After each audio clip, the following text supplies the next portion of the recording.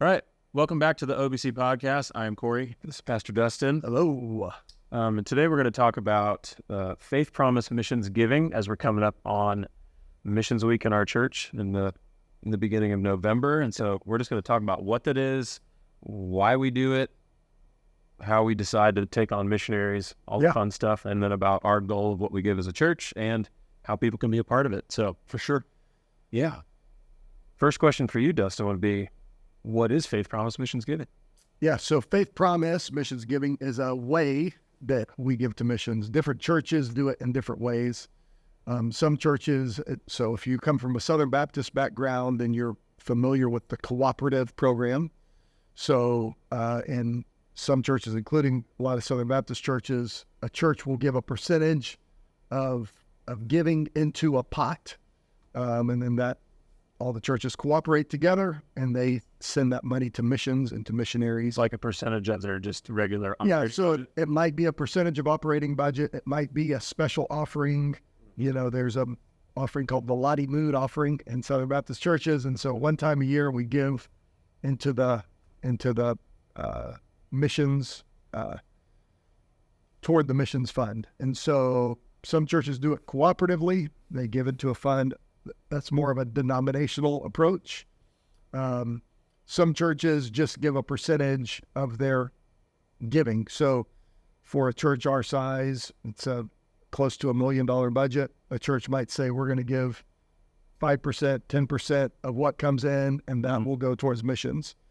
That's a way to do it. But for us as a church, we do what's called Faith Promise Missions Giving. So outside of our regular giving, our regular operating budget, then we have a missions budget that's based on commitments that we make as a church. And the reason we do it that way is because we want to intentionally give to missions. So not just here's a percentage of my regular giving goes to missions. We want as a church to know that I'm making a commitment to give a certain amount of money, and it's going directly to missions and missionaries, so that we're intentional with our giving and not just sometimes the cooperative fund or the percentage giving, you give it, but it's almost like you give it without thinking about it. Yeah.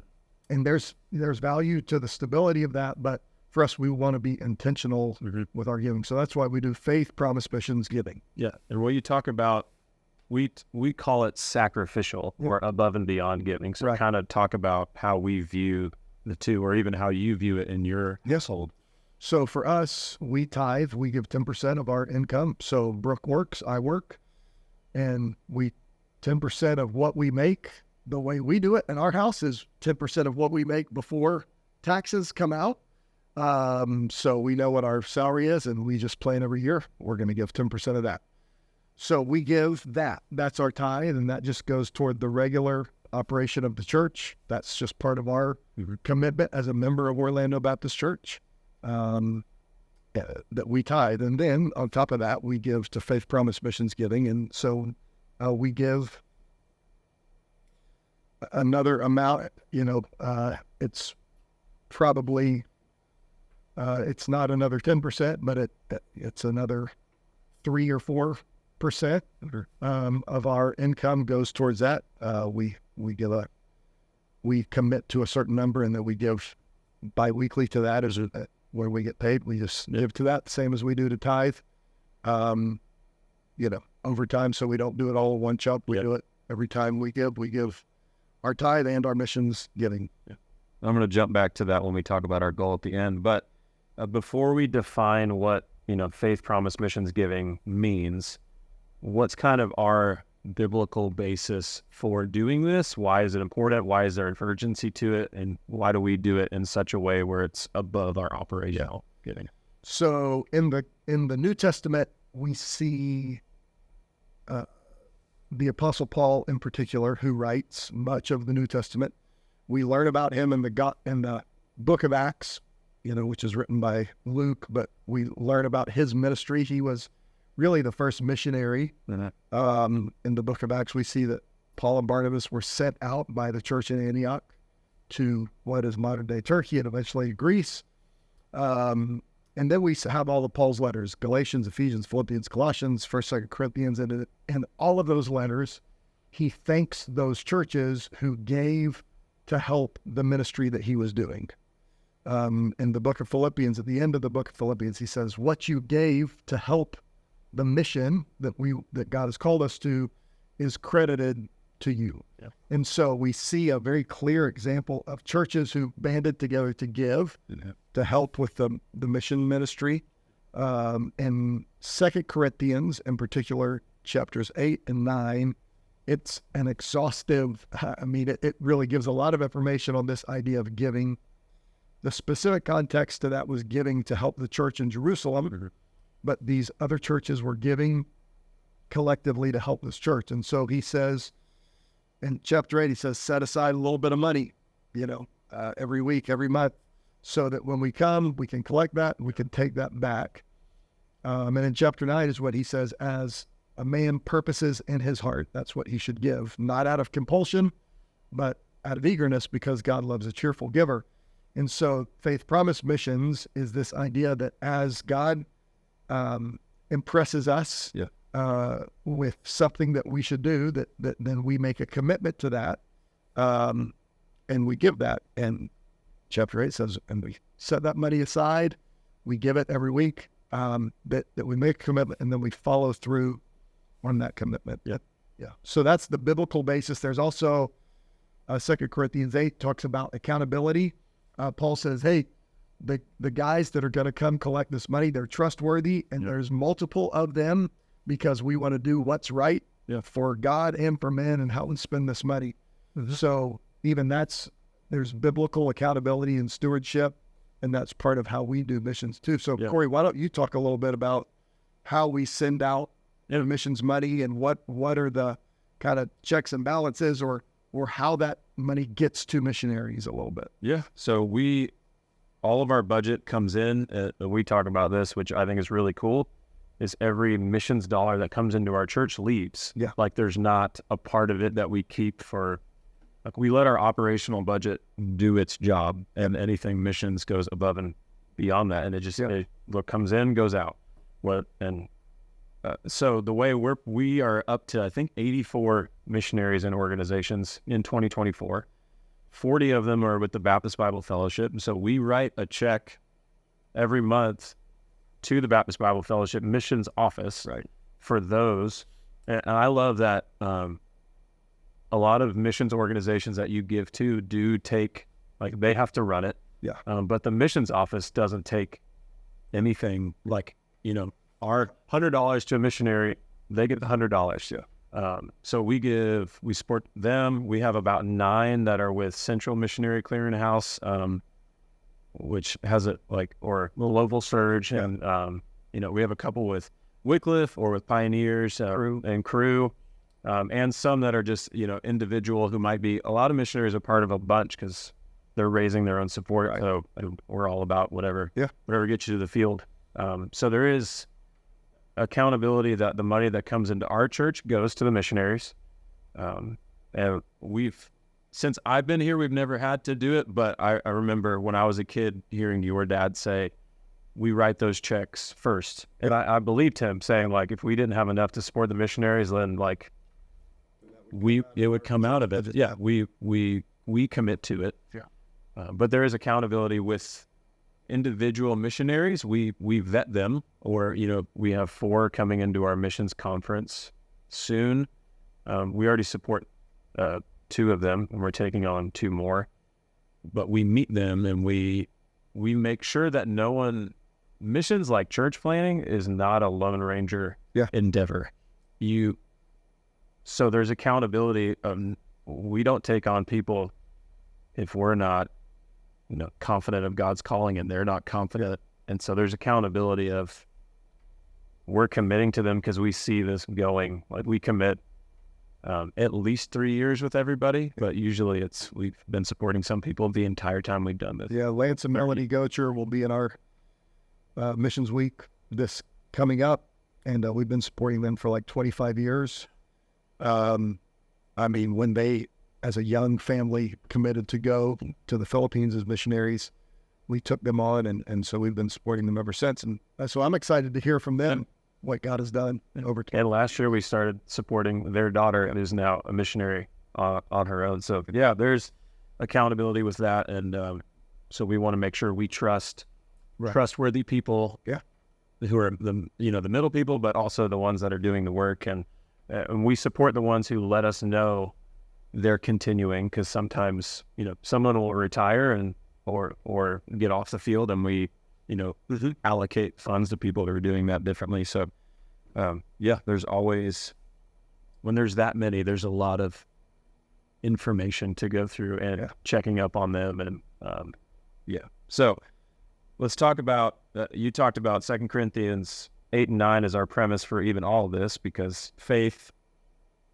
we believe it takes faith in this commitment, like giving above and beyond sacrificially I think that's why Paul is saying, as a man purposes in his heart, that this should be a prayerful matter. Right. And believing that God is the one who will see it through, because he's able to see it through. Like, he's able to make all grace abound, it says, so that you're not without need. So what do you guys do?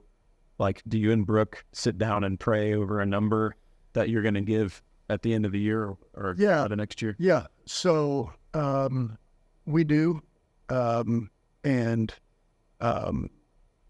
there's been a few years where we really stretched. There were a few years early on where we had a goal as a church, and where we didn't meet our goal, and so we increased personally our giving in order to help reach the goal. And God has always been faithful to supply what we need for that. We also talk to our kids about it, because we want our kids to know that as a family we give to missions. And so we talk about that with our kids, and just really we want, if God wants to really stretch us, then we want to be stretched, and so that's a conversation in our house. That's prayer, but it's not just me and Brooke; it's our kids too. And we're not asking our kids' opinion on what they think we should give, but we're letting them know, hey, as a family, this is what we do. Because it is sacrifice, so it's kind of a family decision. We are giving up what we could do with this money for something else. Like, you could very well all buy Disney tickets or we could definitely do that. I don't know if we still could. We've got our oldest is headed off to college this coming year, and that will be a new thing for us and our family, and it's a new financial obligation. That doesn't change our, it's, from a human perspective, we can always look at giving and we go, oh man, I could sure use that. We need a new car. We got a kid going to college. That. And so it really does require faith to say, you know what, this money that I'm giving to God can do more. God will allow us to do more with what is left to us than if we held on to this money. I really believe that. And so, giving for us, at this point in our life, it's still stretching, but it's like, we know we're going to give. We know we're going to give, significantly based on what God has blessed us with. So, it's just a matter of what that is. But the conversation about if is over. It's like we passed that season of our life. The conversation is about. And it's good to know for people who haven't ever done this, that it for me and for Chrissy, it's become just a lifestyle, and we don't have the if conversation anymore. It becomes the, like, where are we going to increase it? Like, that's why I love Missions Week. Helps you turn whatever dollars you're going to give in a month to, like what you said, like, I need a new car. And when you meet 4 people who are like giving their lives to do missions, who also need a car, it makes it, because you're like, oh, this is Yeah. of course, like why not? You get to partner with people who are real people with real kids and real families who have moved to a third world country and a lot of things to spread the gospel. And so faith, it takes faith, and we believe that God is able. If God asks you to give a number, we believe like he will provide it for sure. And then the promise you kind of talked about, as we decide in our heart, that means you have to make a decision on what you're going to give and stand by it. When we talked about missions of why we're doing it, it's to spread the gospel. But then we have to be obedient. We have to give it is the last part of it. Yeah, that's part of the promise. Yeah. You actually have to do it. And you kind of said, Paul says, set some aside so that when we come, you're not thrown off guard. If you committed in your heart to give X amount of dollars and you're like, oh, I forgot, and you have to scramble together to get this, like, that's not good planning. So we have to plan it accordingly. So let's talk about our goal as a church and talk about a little bit how people can partner with this. So what's our goal for the next year? Our goal for 2024 is $220,000, which is a $10,000 increase from our last year. And that allows us to support a few new missionaries. It also allows us to do a little bit more in church planting. So we're excited about that, believe that God will meet that through our church. And so as a church, we come together to accomplish that. And we've got people who give at all different levels. We've got people who give $50, and if that's you and you set aside $1 a week and give $1 a week, you can do that. And then we've got people who give, $10,000 and above. And so it takes everybody. But as God has provided, there's some of us who can do more, who can, and this is even in 2 Corinthians 8:9, Paul says it's not about what you can give, because God has provided for all of us differently. Every family has a different financial picture. And so it's what is God calling you to do? So it's not about equal giving, but equal sacrifice, that we're all called to give up something. And so that looks different for everybody. So what if there's someone in our church who just hasn't even started like tithing at all?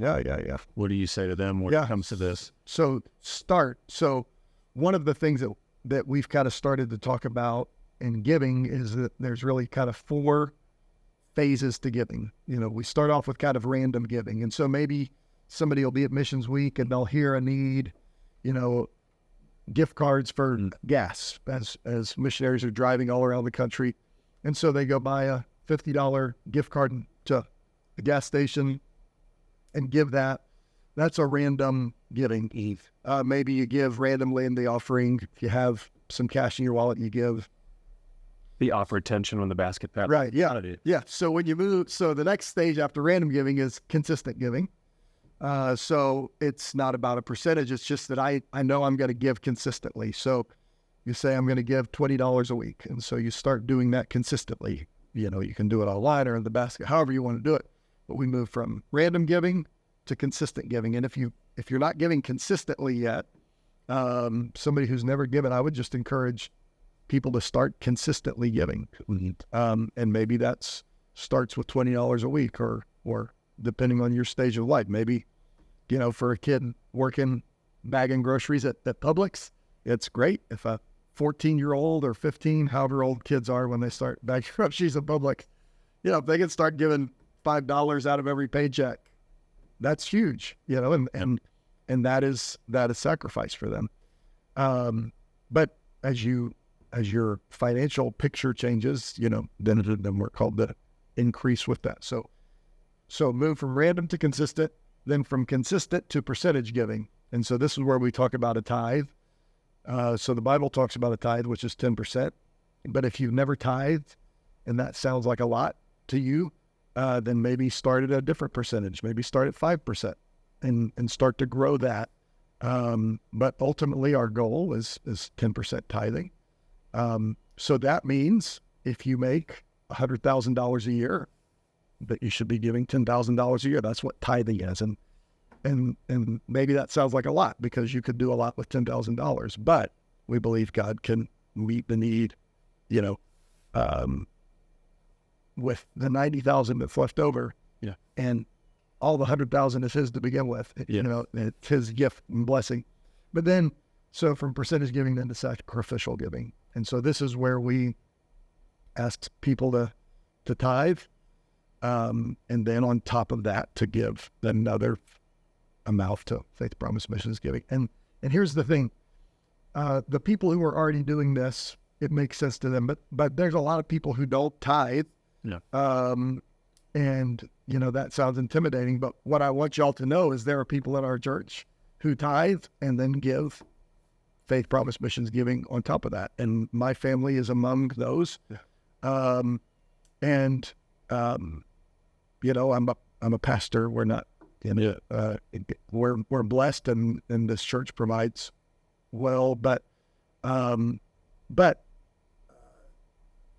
it's a sacrifice for us, and God meets our needs, and it's incredible, and we get to celebrate that as a family, and that's just kind of a foundation of our faith. And that is a good thing to know. Like anytime I talk about giving or tithing or missions, I don't feel any awkwardness because I know, like, me and you do both. Yeah. Like, and we believe it. Like we work in ministry that, like, we tied back to the ministry that gives us our paycheck in the first place, but we believe in it. Yeah. I'm never going to ask our church to do something we don't do.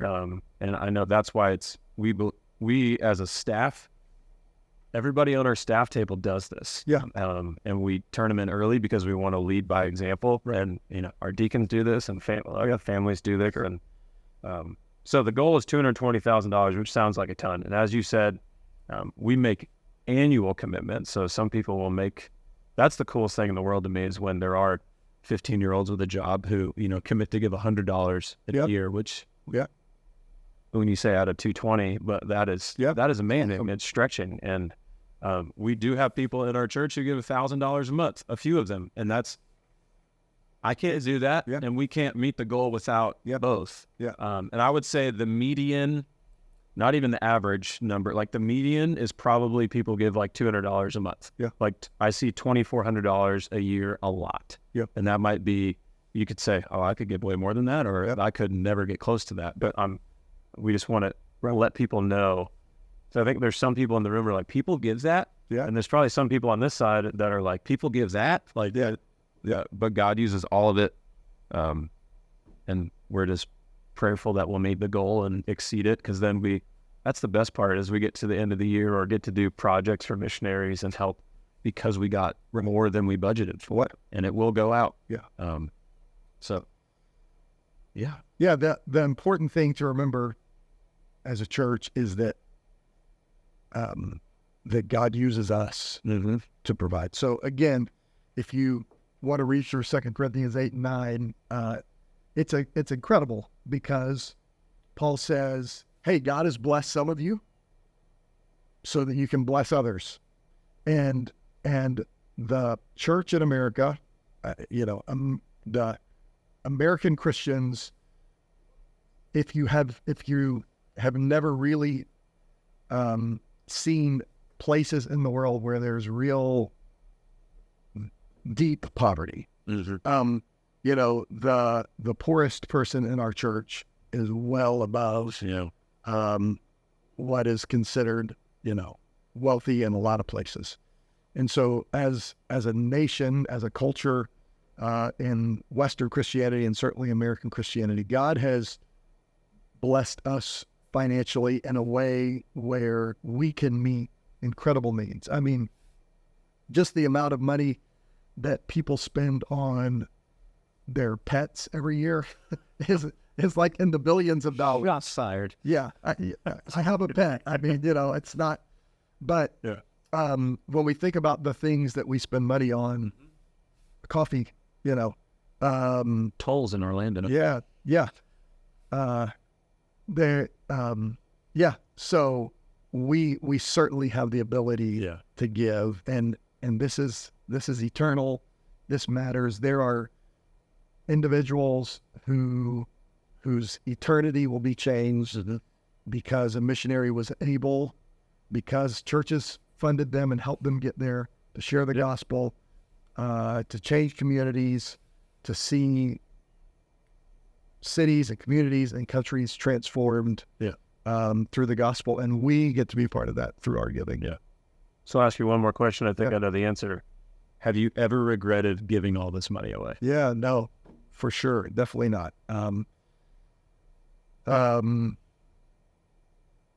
Yeah,